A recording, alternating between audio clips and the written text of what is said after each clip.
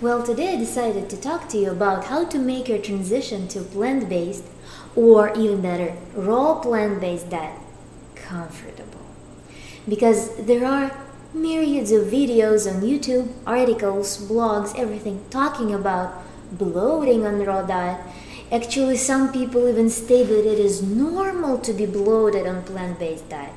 And I would want to debunk this myth because I went through this stage, and I want to share my key findings that enable plant-based lifestyle without ever being bloated, unless I do some cheat meal, for example. So this video will be useful for those who transition, let's say, from standard American diet, which is refined foods, grease, meat, and dairy, down to plant-based or just whole food diet even will cause this problem. And there will be some food for thought for you, something to consider. So I did my research. I've been carrying out the studies empirically, theoretically, looking for information for about 5 years now, and I came to the conclusion, it was a gradual, it was a very slow and careful process of trial and error. I came to the conclusion that raw plant-based diet is the best, the most natural and suitable diet for a human, because it features everything that can be found on Earth. And on Earth, in nature, everything is so perfectly balanced, weighted, because all our ecosystem is a result of trillions of probabilistic iterations to come up with this interplay between every element, every constituent of matter, to blend them in this perfect amalgama of phenomena. And our bodies, biochemically, are suited for digesting, for working on this pure, life force infused living foods. And there are less poetic reasons for that. And one first comment that I would want to make, when you see videos about vegans, plant-based people who experience bloating while being vegan, this is not because it is normal and natural for humans to be bloated eating plant-based foods, because our bodies are designed to be comfortable, mobile, agile, energetic. They are the vehicles for our creative mind. So our body must feel pleasure, must feel comfort, and freedom to move. It must be lean and tight and very mobile and energetic. So these are the things to keep in mind. And when something is out of this order, when body becomes sluggish, when it becomes bloated, when there are some problems that interfere with the normal stream of active life, this indicates that something is going wrong, that something is being done against the laws of nature. So, in fact, modern vegan diet is a pretty perverted system as well, because you just take, let's say, dairy and meat and misplace them, and instead you introduce something, like instead of these large protein molecules that are hard for the body to break down sometimes. I mean, many people, stomach acid is not enough, the enzymes are not enough, the ferments are not enough to break them down. That's why about 50% or 60% of non-broken down protein molecules end up in the bloodstream, where they're being read as the same way as pathogens. So our body starts producing antibodies to these molecules, so you have inflammatory reactions going on, and then it all gets eliminated through producing this snot, all these colds and other things. So dairy and meat, dairy primarily, are the most like undesirable products, foods in the body. However, if you take those and instead stuff your body with highly processed soy, wheat, pure gluten, with different like gums that are present in fake dairy, right? That is supposed to be made of nuts. You're supposed to be drinking, when you buy almond milk, you're supposed to be drinking almond water, right? So you just blend the almonds with water in a very fine smoothie, and then you just filter it out. This is not the case. There are typically like 2-3 almonds per carton of almond milk. With that in mind, actually, I would give you advice to purchase milk, plant-based milk, made of the cheapest ingredients, such as like flax and oats, but that's another subject. So instead of meat and dairy, in your body, you start putting something that is also unrecognized by the body. These are some alternated molecules, substances, that to a lesser degree, of course, than dairy, for example, dairy produce, also trigger those immune reactions to them.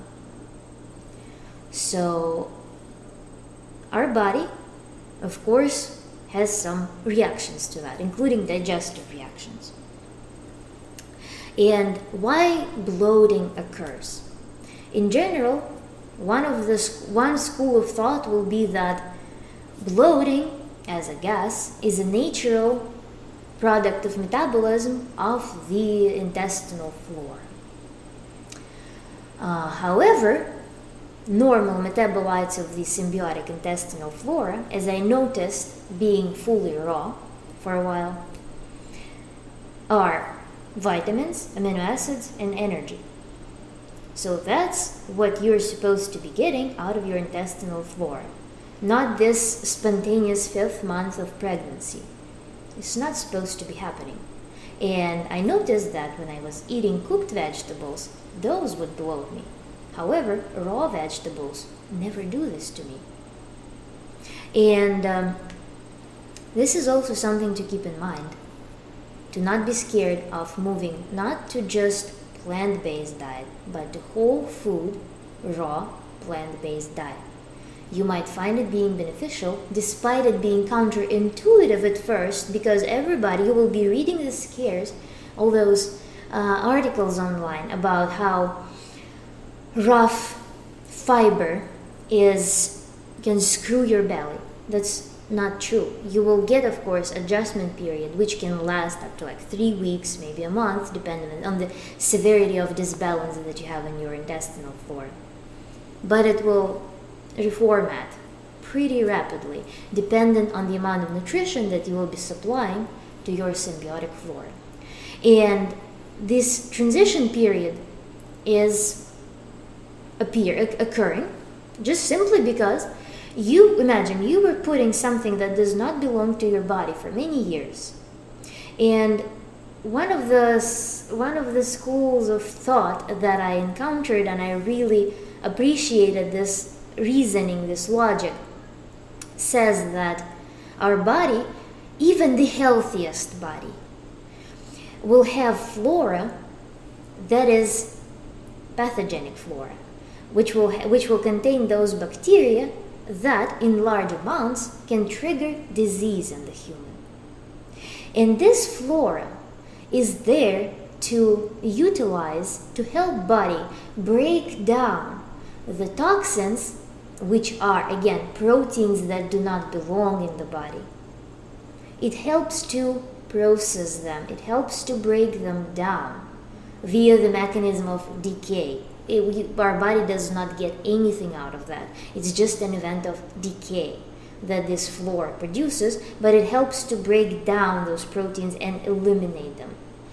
And when the prevalent flora is pathogenic flora or yeast flora, then, of course, when you start dumping a bunch of salad into yourself, a bunch of resistant starches into yourself, you will have some protest going on the inside, because you will be starving the dominant flora and feeding something that is a minority at the moment. So you need to live through this moment until this pathogenic flora first stops demanding you to eat habitual foods, because that's what sends you signals. That's what sends signals into your brain to eat more of that cheese or some other stuff that does not belong in you. And it needs to gradually die in the body. So that's what you need to live through. That's when you can experience the discomfort. However, if you are persistent, if you tolerate these effects, this slow building up of symbiotic flora, you will be greatly rewarded by not worrying ever about being bloated, as long as foods that belong in your body get into your body, and you will be able to eat a huge bowl of salad without any problem. So to help you transition to having the symbiotic flora, the proper gut bacteria, there are of course foods that are delicious, that can be eaten deliciously, and that you can really shop for in your local health grocery store. I prepared here some of my favorite items, and the first two items are easy for everyone to obtain and consume because they're not gross, they're in pill form. These are acidophilus bacteria. I just buy Solgar. They contain pretty small amount of bacteria, but it still works, it's still better than nothing. And vitamin D. Vitamin D deficiency can also affect the intestinal flora. I'm still researching this subject. However, I learned that the problems with intestinal flora can occur upon the D3 deficit in the body. So check this. Actually, before you move on with any dietary changes, it's always a good idea to go to the doctor and do some blood work to determine what deficits you're starting off with and what general blood composition. Do you have any markers of inflammation going on? Just for curiosity, to have this log. And then track this, let's say every 6 months, if you are on some experimental, unprecedented diet for yourself. So these two things are important, and of course if you are able to avoid vitamin D deficit wherever you live, however much sun exposure you get, that's good. You probably don't need to supplement with pills. However, most people, read the studies, majority of people are deficient in vitamin D. So these are two important things that can help, and they're the easiest things, especially if you don't have habit for eating fermented foods. And this is the next part of this video, fermented foods. Of course, I will not be saying that you need to go and buy that yogurt. Even if it is a plant-based yogurt, you will find out that all products that are presented in the grocery store, in this like dairy and fake dairy aisle, they're all pasteurized. They do not have any living cultures. So if you want to make plant-based yogurt, for example, you need to buy some kefir cultures and, let's say, make your homemade almond, oat milk, hemp milk, flax milk, and experiment with that. This is the only way you can get normal living yogurt on this plant-based dairy. So I do not buy those products because, again, in the store you can only find gums, it's some weird mixture essentially of gums that are fermented and then pasteurized. So there is all goodness is gone. If you like them, you can get them for taste. However, there is near zero nutritional value in such foods. So what I would suggest instead, first thing that you can get is coconut kefir. This I unfortunately discovered pretty recently, a couple of months ago, and the dosage that they suggest is 1 tablespoon. And they say that if you are not familiar with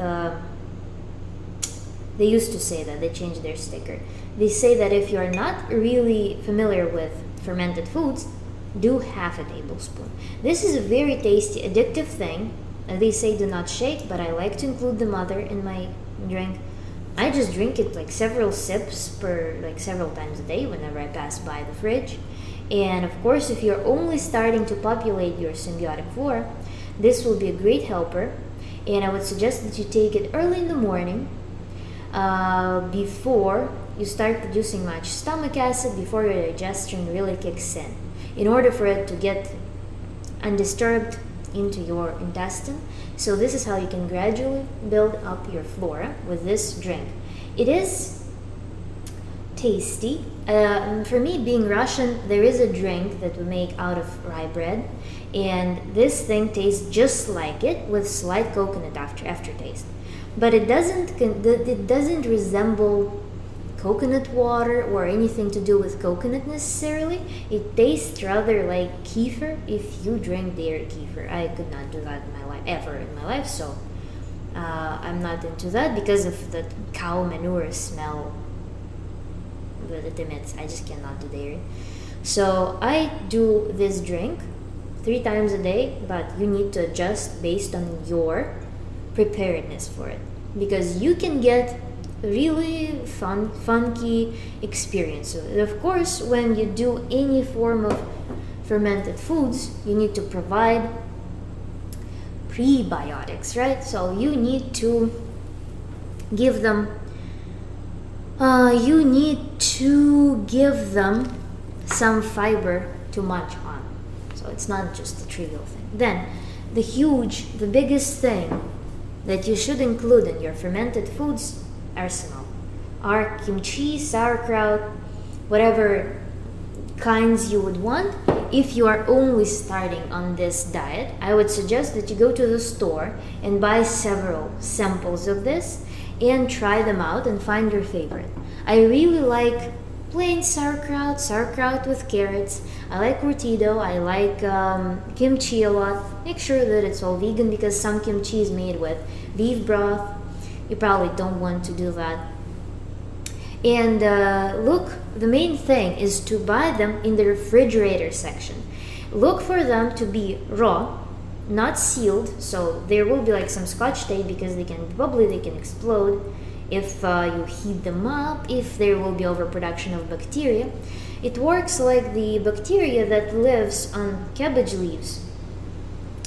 It starts when you put it when you break down some cells when you're preparing it for fermentation. These bacteria start eating apple sugars, and the product of these bacteria will be lactic acid. Lactic acid will act as a natural preservative, preventing any pathogenic bacteria to breed in the sauerkraut. That's why it's sour, because it's lactic acid. Of course, they will produce some gas as well. So some of these products, especially coconut kefir, when you just open it like a bottle of soda.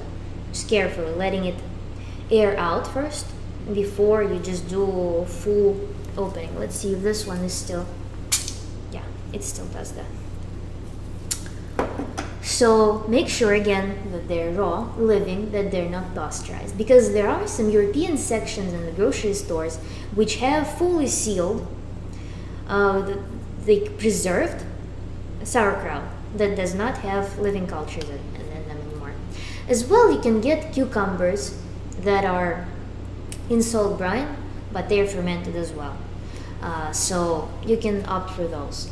And then this thing is not raw, but I just had a super craving for it the other day at the store. Fermented seaweed salad. I always liked seaweed salads that you can find there. They're usually bright green. I stopped eating them after I read the ingredient list, because they use all these additives to preserve crunch, to preserve color, or to add color even. All this stuff. I don't care for all these additives. And this salad tastes pretty well. So if you like seaweed salad, you can buy this. Again, it's not raw, so in terms of mineral content, it will be pretty useless because it's thermally processed. However, as a fermented food, it's pretty good. And plus they add sugar, but I'm assuming that I don't feel the sugar. And bacteria, if this is a living food, bacteria would eat the sugar, converting it again into the acid. So you can get this taste palette as well. And another fermented food that I really enjoy is miso paste. Miso is, of course, famous for miso soup, and you can cook really tasty raw miso soup, let's say with some dehydrated shiitake, with kelp noodles. I have raw nori sheets that I break into pieces and season the miso soup. You can heat water up to, imagine, 43 degrees Celsius or 18 degrees Fahrenheit is the temperature which will feel hot to you. So you can make hot soup that never was boiled, and you can add miso paste to it, and you will preserve the probiotic bacteria. Because if you boil miso soup with miso paste, of course it will be dead. And in fact, the next thing that I would want to tell you is that there are many recipe blogs, there are many articles that give suggestions on the use of kimchi, fermented foods, and they all say that, wow, you will get not only like this fiber, but also you will get this probiotics. And then they show you how they make a stew, like some Asian food or some sauteed sauerkraut. And I always want to just write them a comment saying that, so you're saying that boiling water does not kill bacteria, so how does it work? So there is no logic to it. You need to eat these foods raw. And subscribe to my channel for recipes, I guess, because I like including fermented foods in my dishes, in my salads, so maybe you will find something for inspiration.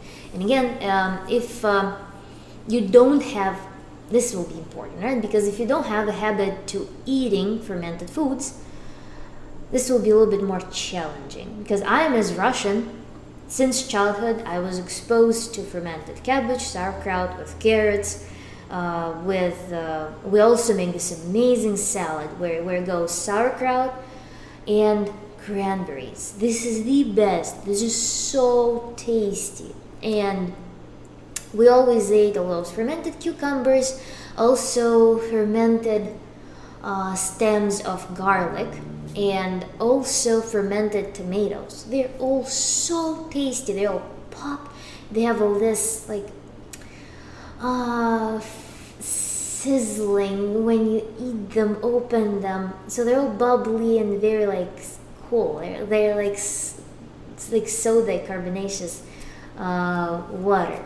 So I have habit for eating all of these, but if you don't, you need to think how to include them. So I have a recipe that features kimchi or sauerkraut very tastily, used instead of pickles, conventional pickles. So I'll put it in here. Yeah. So go to your local available health food store and explore for fermented foods. Another important thing, actually, not many people are thinking about this, but sauerkraut, upon fermentation, it starts producing vitamins, it starts producing amino acids.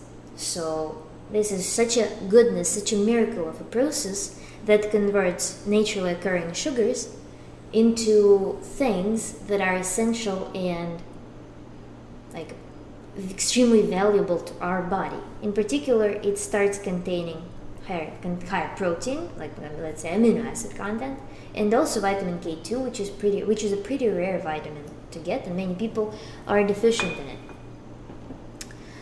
So with these notes, yes, go explore, and of course invest some money, invest some time into trying different fermented foods that you might like. Important thing here is that you buy raw, unpasteurized things, because pasteurized things will not have any goodness that bacteria can provide. And when you eat fermented foods, try at first not mixing them with heavy foods, with fruits, try combining them with leaves, with greens, with something like that. Because at this point, when you're only building your symbiotic flora, you don't want to overload your body with different challenging tasks of producing new ferments to digest a variety of incoming substances. So try minimizing the number of combinations that you offer your body while you're eating, while you're getting your body acquainted with all these fermented foods. Try eating them solo or with like minimal additions, preferably with some green salad. That would be my probably last advice here. And please like the video and subscribe to the channel if you like my content, and of course explore other videos that I might offer, and hit notification button to not miss on some important videos. And please leave your suggestions, questions, and maybe requests for recipes or topics to discuss in the comment section. In general, express yourself in the comments. I really like the lively discussion, and even if you want to argue something or start a debate with providing arguments, with providing logical explanations for your thoughts, you're always welcome to do that, because I want to encourage interaction between people and exchange of the ideas without any restrictions and restraints. So let's move towards the progress together. Thank you for watching and have a great day.